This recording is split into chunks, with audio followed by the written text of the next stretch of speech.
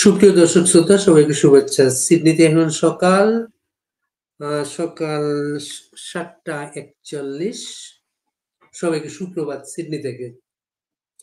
আমরা আসলে ইচ্ছা ছিল কিছু গেস্টকে আমরা চেষ্টা করছিলাম, তারা এই মুহূর্তে সময় দিতে পারেননি, সেজন্য আমি সরাসরি আপনাদের সঙ্গে এসেছি।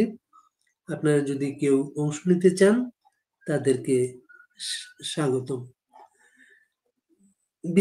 যে বিষয়টা নিয়ে আলাপ করব, যেটা আমি শিরোনাম করেছি সেখানে, লালবদর নাগরিকদের গোপালগঞ্জ ভ্রমণ। গোপালগঞ্জের খবর আপনারা সবাই জানেন, সেখানে বিশেষ পরিস্থিতি বিরাজ করছে।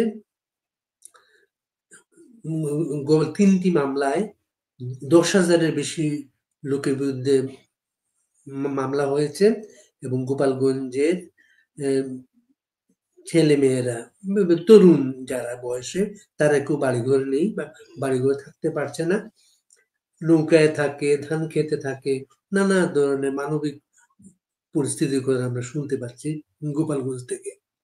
এবং গোপালগঞ্জে এই যে লালবদর নাগরিকরা কেন গিয়েছিলেন, তাদের রিপোর্ট আমি প্রথম আলোতে পড়েছি। সেটা থেকে পড়লেই আপনি একটু বুঝতে পারবেন এরা কেন গিয়েছিলেন। এবং সে নামগুলো আগে বলি, কারা কারা এরা গোপালগঞ্জ গিয়েছিলেন, তারা একটা প্রতিবেদন দিয়েছেন।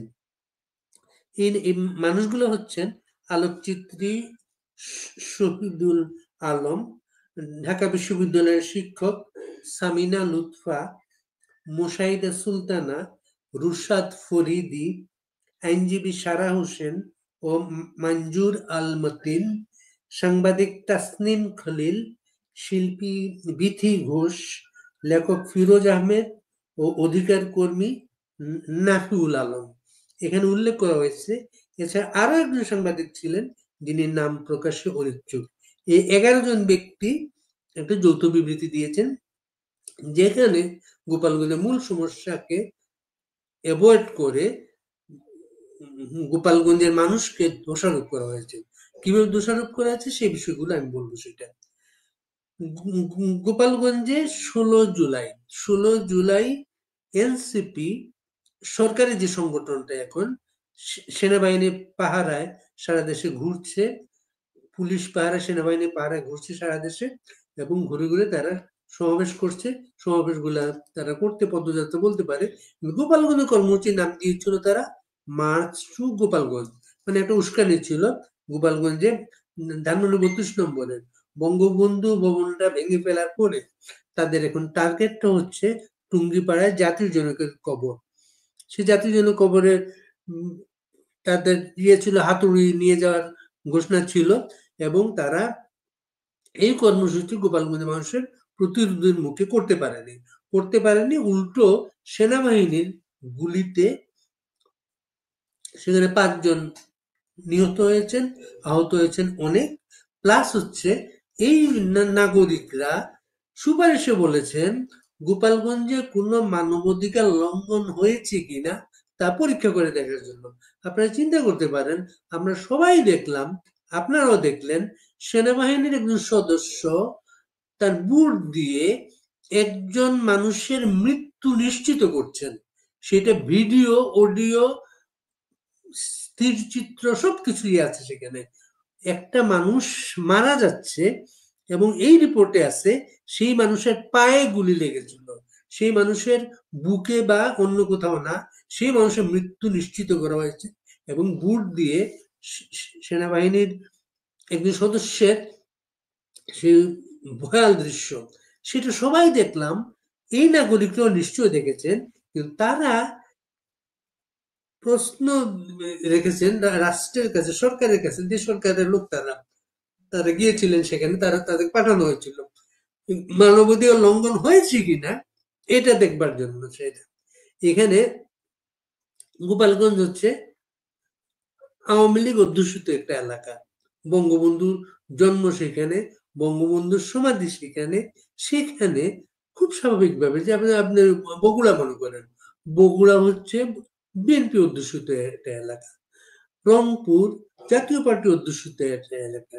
বাস্তব পরিস্থিতি গোপালগঞ্জের, সেই গোপালগঞ্জকে তারা ঘোষণা দিয়ে গিয়েছিলেন, তারা মাজারটা ভাঙতে পারেননি, কিন্তু তারা সেনার সাজনের ভেতরে ভেতরে ঢুকে তারা পালিয়ে এসেছেন।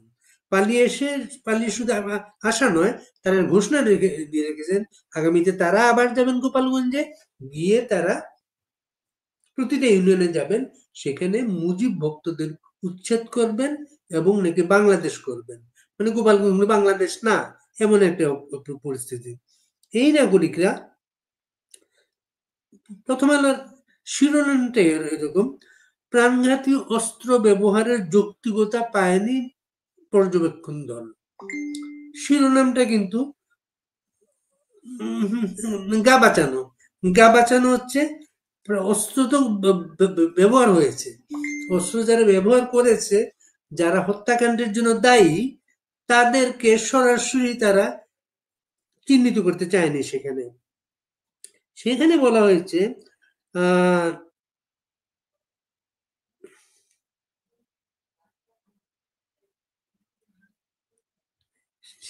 সেখানে উত্তেজনার কথা বলে। উত্তেজনাটা হচ্ছে যে এনসিপির পক্ষে দেশে বিদেশ থেকে গোপালগঞ্জের মাজার ভাঙ্গার একটা হুমকি ছিল। এনসিপির কর্মসূচির শিরোনাম ছিল মার্চ টু গোপালগঞ্জ। এখানে একটা হুমকি ছিল, মার্চ টু গোপালগঞ্জ। কেন? গোপালগঞ্জে তারা যুদ্ধ করতে যাবেন, গোপালগঞ্জ ধ্বংস করতে যাবেন, গোপালগঞ্জের মানুষ, গোপালগঞ্জে কোনো আওয়ামী লীগের লোকজন নেই। গোপালগঞ্জের আপনি খেয়াল করবেন 5ই আগস্টের পরে গোপালগঞ্জের পরিস্থিতি তৈরি হয়েছিল। সেই পরিস্থিতি তৈরি হওয়ার পরে গোপালগঞ্জে যে সেনাবাহিনীর যে মামলাগুলো হয়েছে, সেই মামলার কারণে গোপালগঞ্জে কোথাও কোনো আওয়ামী লীগের নেতাকর্মীরা নেই। এবং গোপালগঞ্জে টুঙ্গিপাড়ায় বঙ্গবন্ধুর মাজার যেটা, সেই মাজারে কেউ জিয়ারত করতে যেতে পারেন না। ঠিক এই পরিস্থিতি ছিল 75-এর বঙ্গ হত্যাকাণ্ডের পরে। দীর্ঘদিন কিন্তু ওই মাজারটা পাহারা দেওয়া ছিল, কেউ জিয়ারত করতে যেতে পারতেন না। এবং ওসমানী জিয়াউর রহমান যখন প্রেসিডেন্ট ইলেকশন করেন, ওসমানী যখন ক্যান্ডিডেট হন গণ ঐক্য জোটের, সেই ক্যান্ডিডেটের লোকজনের সাথে আওয়ামী লীগের নেতারা প্রথম গোপালগঞ্জ যান, প্রথম মাজারটা জিয়ারত করেন। ঠিক আজকে এত বছর পরে ইউনুস জমানায় একই পরিস্থিতি তৈরি করা হয়েছে গোপালগঞ্জে। সেখানে কোনো মানুষ বঙ্গবন্ধু মাজার জিয়ারত করতে পারেন না। ওইখানে যে দোকানপাট গড়ে উঠেছিল সেগুলো বন্ধ সব। এবং ধরেন ওই গ্রামে বঙ্গবন্ধুর বাড়িতে গ্রামে কোনো পুরুষ মানুষ নেই, বয়স্ক মানুষরা আছেন। কারণ এই গোপালগঞ্জে শিশুদেরও গ্রেপ্তার করা হচ্ছে। এই রিপোর্টে আছে, এই নাগরিকদের রিপোর্টে আছে 18 জন শিশুকে সন্ত্রাস দমন আইনে গ্রেপ্তার করা হয়েছে এবং তাদেরকে গাজীপুরের শিশু সংশোধনাগারে পাঠানো হয়েছে। আপনি চিন্তা করতে পারেন যে বাংলাদেশটা যার, এবং এই নাগরিক চিহ্নিত হচ্ছে আরেক কারণে, গোপালগঞ্জে গেছেন এই নাগরিকটা। এই দলে অনেক পরিচিত লোকজন আমাদের আছেন, তারা নিশ্চয় জাতির পিতা মানেন না। আপনি সিলেটে গেলেন, সিলেটে গেলে মানুষ কি করে? সময় পেলে হযরত শাহজালালের মাজার জিয়ারত করে, হযরত শাহপুরের মাজার জিয়ারত করে। এটা কেউ বলে দিতে হয় না, এটা কাস্টমের মতো, এটা সংস্কৃতির মতো, আমাদের বিশ্বাসের সাথে। ঠিক গোপালগঞ্জে এই নাগরিকরা যদি বাংলাদেশকে ওন করতেন, জাতির পিতাকে ওন করতেন, গোপালগঞ্জ গেলেন, টুঙ্গিপাড়া গেলেন না কেন? টুঙ্গিপাড়া যে জাতির পিতার মাজারটা জিয়ারত করতে গেলে ওইখানকার পরিবেশটাও তো দেখতেন, কি অবস্থা, থমথমে অবস্থায়, সেটা জাননি। মানে ওনারা এটা ওন করেন না। ওই দলে কিন্তু সারা হোসেন ছিলেন। সারা হোসেন ডক্টর কামাল হোসেনের মেয়ে। ডক্টর কামাল হোসেন বঙ্গবন্ধুর ঘনিষ্ঠ সহকর্মী ছিলেন, আইনমন্ত্রী ছিলেন এবং সংবিধান প্রণেতাদের প্রধান ব্যক্তি ছিলেন। সংবিধান প্রণয়নের জন্য যে কমিটিটি গঠন করে সেটি প্রধান ছিলেন ডক্টর কামাল হোসেন। ডক্টর কামাল হোসেনের মেয়ে সারা হোসেন এখন যদি বঙ্গবন্ধুকে ওন না করেন, এটা তার ব্যক্তিগত চয়েস, কিন্তু এই নাগরিকরা এর মাধ্যমে নিজেদেরকে চিহ্নিত করেছেন তারা কারা।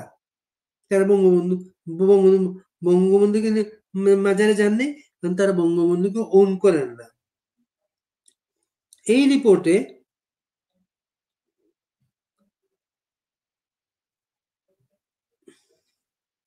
রিপোর্টে বলা হয়েছে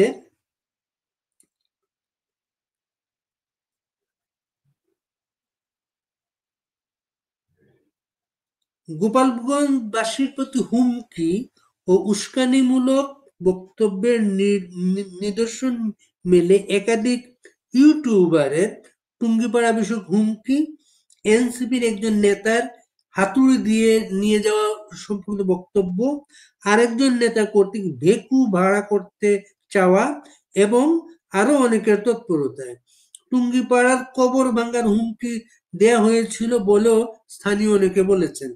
মানে ওনারা জানতেন না, স্থানীয় লোকজনের কাছে শুনেছেন, ওনারা এগুলো জানতেন না কেমন একটা। এর সঙ্গে মার্চ টু গোপালগঞ্জ নামকরণের বিষয়টুকু গোপালগঞ্জের বেশ কিছু ব্যক্তি উল্লেখ করেছেন, যদিও এনসিপি ছাত্র সমর্থকরা এই নামকরণের বিশেষ কোনো তাৎপর্য আছে বলে মনে করেন না। এনসিপির লোকজন তো মনে করবে না, কারণ কর্মসূচি তাদের কর্মসূচি সেটা। এই রিপোর্টে আছে গোপালগঞ্জ বিজ্ঞান ও প্রযুক্তি বিশ্ববিদ্যালয়ে যেসব শিক্ষার্থী বৈষম্যবিরোধী ছাত্র আন্দোলনের সদস্য এবং সমাবেশে অংশ নিয়েছিলেন, তারা আওয়ামী সমর্থকদের প্ররোচনামূলক হুমকির বিষয়টা উল্লেখ করেছেন। তারা বলে এটা উত্তেজনা তৈরি করছে। আপনি চিন্তা করেন, ওই দিন আমরা লাইভ দেখছিলাম বিভিন্ন টেলিভিশনে, ওখানে এই ধরনের কোনো লোকজন, এনসিপি স্থানীয় লোকজন গিয়েছে বা যোগ দিয়েছে এমন কোনো প্রমাণ ছিল না। কিন্তু এই নাগরিকরা তেমন প্রমাণ পেয়েছেন, কারণ তাদের জন্য এগুলো আয়োজন করা ছিল। লোকজন ঠিক করা থাকে, ওনারা আসবেন, ওনারা এইভাবে কথাবার্তা বলবেন। এখানে বলা হয়েছে স্থানীয় জনসাধারণের সাক্ষ্য থেকে পর্যবেক্ষক দল জেনেছে এনসিপির কেন্দ্রীয় নেতারা আসার আগে 40-50 জনের একটি দল গোপালগঞ্জ শহরে সমাবেশ মঞ্চ ভাঙচুর করে। এই যে বিষয়টা, ওনারা ঘোষণা দিয়েছেন, ওরা মুজিববাদ মুর্দাবাদ ঘোষণা দিয়ে গেছেন। ওইখানে আওয়ামী লীগের লোকজন নেই, এটা আমরা আগেও বিভিন্ন সূত্রে, স্থানীয় মানুষ রাস্তায় রাস্তায় যে প্রতিরোধটা গড়ে তুলেছে গ্রামবাসী। আপনার খেয়াল আছে রাস্তায় যে গাছ ফেলে রাখা হয়েছিল, কারা করেছিল? গ্রামবাসী করেছিল। গ্রামবাসী কেন করেছে? তারা বঙ্গবন্ধুকে ওন করে, এটা বঙ্গবন্ধুর মাটি, বঙ্গবন্ধুর ঘাঁটি, এটা মনে করে সেখান থেকে সেটা। কারণ যারা কর্মসূচি বক্তৃতা বা আগেই বলা হয়েছে মুজিববাদ মুর্দাবাদ বলতে যারা গেছে তাদেরকে ওয়েলকাম করা হবে, এটি কিভাবে এই নাগরিকরা ভাবলেন ভাবতেই পারেন, কারণ তারা তো সেখানকার লোক। এখানে তারা লিখেছেন হামলায় আওয়ামী লীগ সংশ্লিষ্ট যে সচেতন ও সংগঠিত চেষ্টা ছিল সেটা বোঝা যায় দেশীয় অস্ত্র এবং স্থানীয় পুলিশের দাবি অনুসারে পিস্তলধারীদের সমাবেশস্থলে হামলা করার ঘটনা থেকে। এছাড়া সকালে সমাবেশ শুরু হওয়ার আগে কোন সমাবেশস্থলের মঞ্চ ভাঙচুর করা হলো সেটা ব্যাখ্যা খুঁজতে গেলে আওয়ামী লীগ প্রশ্ন আসে। এক্ষেত্রে জননিরাপত্তার হুমকি প্রশাসন ছোট করে দেখেছে। বিষয়টা তার ঠিক করা সে দোষটা আওয়ামী লীগের। যারা এই হুমকি দিয়ে গেল, যারা বঙ্গবন্ধুর মাজার ভাঙতে গেল, তাদের কোনো দোষ ওনারা দেখেন নেই, সব দোষ আওয়ামী লীগের। ঠিক আপনি গাজীপুরের মন্ত্রীর বাড়িটার কথা মনে, মন্ত্রীর বাড়ি লুটপাট করতে গিয়েছে একদল লোক, এলাকাবাসী প্রতিরোধ করতে এসেছে, পুলিশ কি করলো? যারা প্রতিরোধ করতে এসেছে তাদেরকে গ্রেপ্তার করলো, যারা ভাঙতে গেল লুটপাট করতে গেল তাদের কিছু বললো না। বাংলাদেশটা এমন একটা অরাজক অবস্থার মধ্যে চলছে, এবং এই নাগরিকরা সে অরাজক ব্যক্তিদের সমর্থক গোষ্ঠী।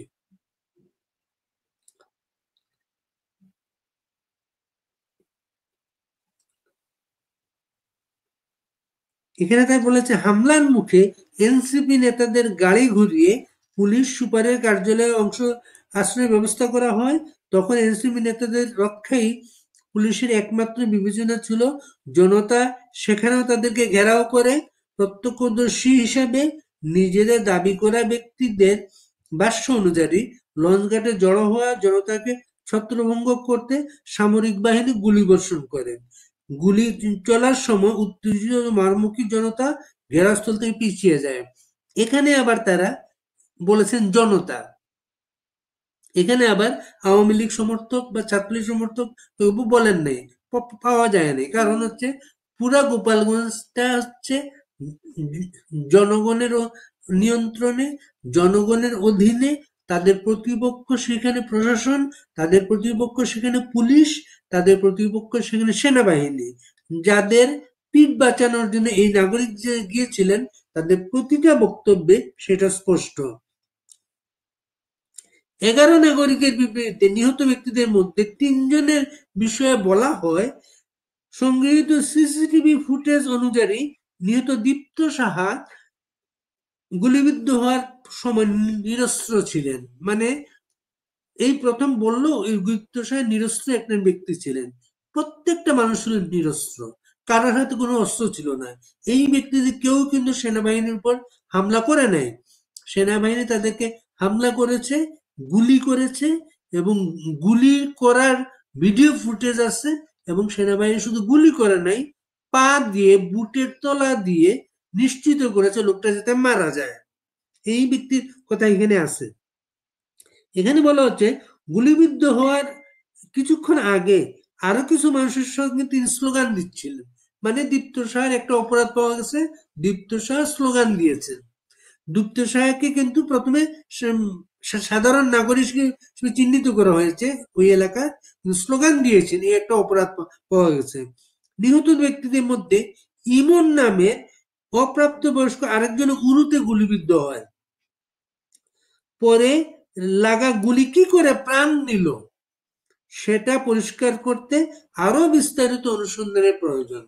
মানে তারা দেখেছেন ইমনকে গুলি করা হয়েছে পায়ে, পায়ে গুলি করার পরও একটা লোক মারা গিয়েছে। বাংলাদেশটা কি বর্বর একটা অবস্থায় দিন দিন কাটাচ্ছে বুঝতে পারে সেটা। প্রশাসন বলেছে হামলাকারীদের হাতে অস্ত্র ছিল। নাগরিকটা কনভিন্স। প্রশাসন তো এইভাবেই বলবে, আমাদের প্রশাসন তো এইভাবেই বলে। কারণ এই প্রশাসনটা ওই সেখানকার জনগণের বিপক্ষে অবস্থান নিয়েছে। এর জন্য আমরা গোপালগঞ্জে 16 তারিখে সকালে শুনেছিলাম ওই দোকানদাররা, স্থানীয় দোকানদাররা এই প্রশাসনের লোকজনের কাছে জিনিসপত্র বিক্রি করা পর্যন্ত বন্ধ করে দিয়েছিলেন। কারণ তারা তাদের সেন্টিমেন্টের বিপক্ষে চিহ্নিত লোকজন হিসেবে তারা তাদের চিনছিলেন। এনসিপির কেন্দ্রীয় নেতারা এই নাগরিকদের বলেছেন, পরিস্থিতি এত গুরুতর হবে জানা থাকলে তারা সেখানে যেতেন না। পরিস্থিতি কতটা নাজুক সেটা তাদের অবহিত করা হয়নি। তারা আশঙ্কা করেছিলেন ঝামেলা হতে পারে, কিন্তু আক্রমণ থেকে বাঁচতে তাদের নিরাপত্তার দরকার হবে এটা অনুমান করেন নাই। প্রশাসন যা করতে বলেছে তারা সে অনুযায়ী তাদের গতিপথ ও কর্মসূচি নির্ধারণ করেছেন। তারা গোপালগঞ্জকে শাস্তা করতে যাচ্ছেন, তারা বঙ্গবন্ধুর মাজার ভাঙতে যাচ্ছেন। তারা চাচ্ছিলেন মানুষ তাদের ওয়েলকাম করবে সেখানে। এরপরে ঘটনা হচ্ছে গোপালগঞ্জে 144 ধারা জারি করা হয়, মানুষকে মেরে মেরে কুটে আঘাত করে সমাবেশ মানুষকে জব্দ করে তারপর কি করা হলো, 144 ধারা দেওয়া হলো এবং পরে কারফিউ দেওয়া হলো। এই পুরো আয়োজনটা ছিল আরো কিছু লোককে গ্রেফতার করার জন্য, যাতে লোকজন মুভমেন্ট করতে না পারে। এখানে বলেছে পুলিশের দাবি অনুসারে প্রায় 300 জনকে গ্রেফতার করা হয়েছে। গণমাধ্যমের সূত্র অনুসারে 10,000-এর বেশি মানুষের বিরুদ্ধে মামলা হয়েছে। এই 10,000-এর বেশি মানুষ পুলিশ তাদেরকে বলে নাই, এবং তারা পুলিশ থেকে, প্রশাসন থেকে এই তথ্যটা পান নাই। প্রশাসন তাদেরকে এখানেও আড়াল করেছে। শিশু কিশোরকে গ্রেপ্তার করা হয়েছে। তাদের মধ্যে তাদের বিরুদ্ধে সন্ত্রাস দমন আইনে মামলা হয়েছে। 18 শিশুকে যশোরের শিশু সংশোধনাগারে পাঠানো হয়েছে। ব্যবসায়ী, শিক্ষার্থী সহ অনেকেই গ্রেপ্তার হয়রানির আশঙ্কার কথা জানিয়েছেন। পর্যবেক্ষকদের বিবৃতিতে বলা হয়, তারা আহত ব্যক্তিদের কারো সাক্ষাৎকার নিতে বা সময়ের অভাবে ময়নাতদন্ত, হাসপাতাল সম্পর্কিত তথ্য যাচাই করতে পারেননি। চিন্তা করেন, তারা একটা জায়গায় গেলেন, পত্রিকায় রিপোর্ট ছাপা হয়েছে, ময়নাতদন্ত ছাড়া লাশ দাফনে বাধ্য করা হয়েছে, কিন্তু তারা তাদের সময়ের এতই সমস্যা, তারা এই বিষয়গুলা যাচাই করার সময় পাননি। তারা বেড়াতে গিয়েছিলেন, শুধু বেড়াতে না, তাদেরকে নেওয়া হয়েছিল এই ধরনের একটা পরিস্থিতি তৈরি করার জন্য, আওয়ামী লীগের আরো কিছু লোকজনকে গ্রেপ্তার করার জন্য। এই গ্রেপ্তারের ইন্ধনদাতা হিসেবে তারা গোপালগঞ্জ গিয়েছিলেন।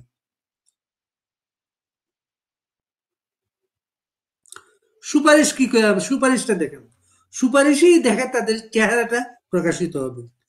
সুপারিশে বলা হচ্ছে, সমাবেশ ঠেকাতে আওয়ামী লীগের সন্ত্রাসীদের এনসিপি সমাবেশস্থলে ও দলটির নেতাদের উপর হামলার তদন্ত করে দায়ী ব্যক্তিদের সুষ্ঠু বিচারের আওতায় আনতে হবে।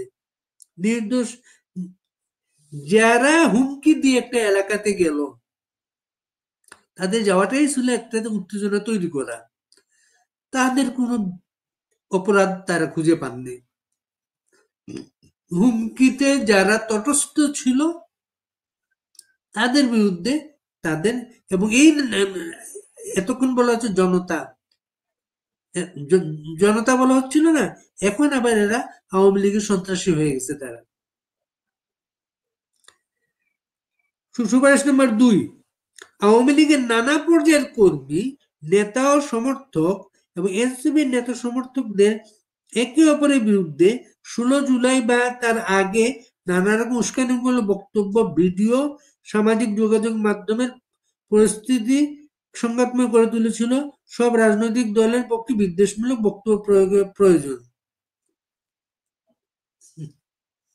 কথাটা চিন্তা করেন, তারা কি করেছে? শুধু বাংলাদেশ না, বাংলাদেশের বাইরে থেকে ঘোষণা দিয়েছে বঙ্গবন্ধু মাজার তারা ভাঙবে। গোপালগঞ্জে তারা মুজিববাজকে কবর দেবে, এবং তাদেরকে এই নাগরিকরা সুপারিশ দিচ্ছেন তাদের পিঠ বাঁচিয়ে।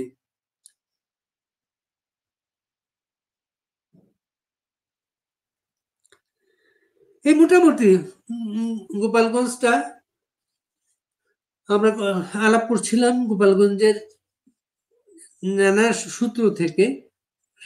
সাংবাদিকরা যারা আমাদের সাথে কথা বলেন, তারা নাম প্রকাশ করতে চান না, এত ভীতির মধ্যে আছেন। তাদের রিয়েলিটি হচ্ছে, গোপালগঞ্জের মানুষ গোপালগঞ্জে থাকতে পারছেন না।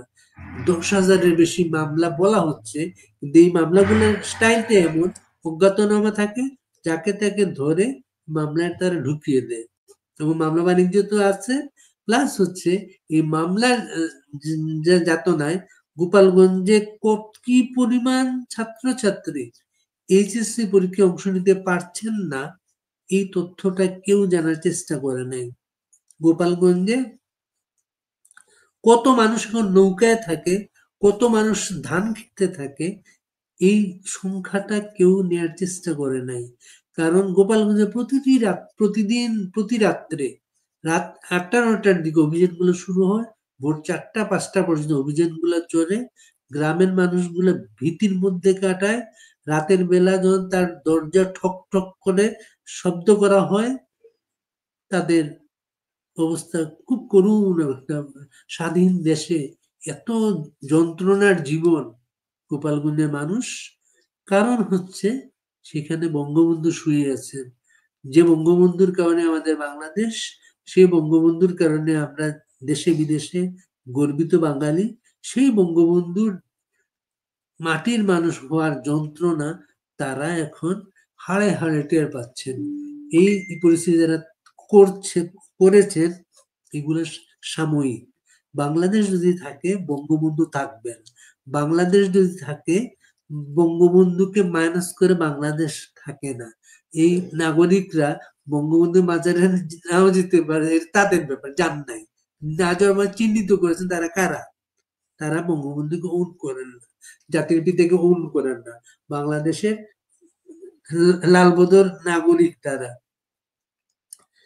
এই নাগরিকরা গোপালগঞ্জের মানুষের জন্য কোনো স্বস্তির বার্তা দেননি, বা তাদের সুপারিশে মানুষগুলো স্বস্তি পাবেন সেটা তো নেই, বরঞ্চ উস্কানি আছে আরো কিছু মানুষ গ্রেপ্তার হবেন। যে কথিত কমিশন এবং সাবেক বিচারপতির নেতৃত্বে হয়েছে, যেটা কাজ শুরু করে নাই, এই নাগরিকরা কিন্তু তার বিচার ওই লোকটাকে কাজের একটা ফ্রেমওয়ার্ক তৈরি করে দিলেন, তোমরা এই করবা। এইভাবে করে আরো কিছু মানুষকে গ্রেফতার করার মাধ্যমে, হয়রানি করার মাধ্যমে এরা হয়তো ভাবছে এইভাবে গোপালগঞ্জের মানুষকে বশ করা যাবে, কিন্তু একটা ভুল। কারণ তারা কি করতে পারেন, প্রতিবাদটা কিভাবে করতে পারেন, তারা 5ই আগস্ট পরেও দেখিয়েছেন এবং 16 জুলাই আগে পরেও দেখিয়েছেন। আপনাদের ক্ষমতা আছে, আপনারা হয়রানি করতে পারেন, নির্যাতন করতে পারেন, যে কিন্তু যে বুটের তলায় মানুষের প্রাণ গিয়েছে, গুলিবিদ্ধ একটা মানুষকে বুটের মাধ্যমে বুটের তলায় পিষ্ট করে তার মৃত্যু নিশ্চিত করা হয়েছে, এই সত্যটা কেউ অবজ্ঞা করতে পারবেন না, এবং এই সত্যের দায় থেকে মুক্তি মিলবে না। সত্য সুন্দর, সত্য চিরন্তন, সত্যই শক্তিশালী। সবাই ভালো থাকবেন, নিরাপদে থাকবেন।